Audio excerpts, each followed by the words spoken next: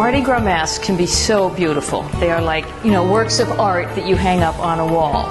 But those type of masks come with a pretty steep price tag, and that's not really what you want when you are going to be letting the good times roll in a club. So for our craft party today, I got really inexpensive masks, like $1.50 each, and we're going to decorate them. And I can't wait to see what everybody does.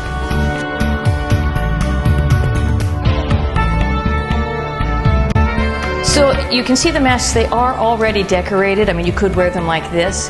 But one thing we've learned during these craft parties, you need a craft that is completable in like a 3 to 5 hour time span. So you need the prep work to be done. So these are like highly prepped, but we can still take them a lot further.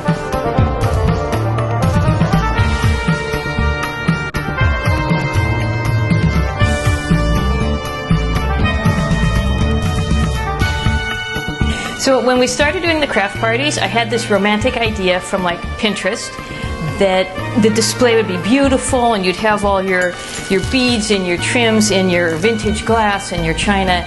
Well, all right, that doesn't work for our situation. If you have your own house and you can set it up the night before and you have storage for all that stuff, then you can do that. But I'm usually bringing most of the craft supplies in on the subway, and what we've come up with is plastic containers, which these are left over from vegetables and stuff. I try not to have too much plastic come in the house, but when I know we have a party coming up, I do save what comes in and we just dump all the supplies in that, because you want them to be accessible and visible but kind of organized.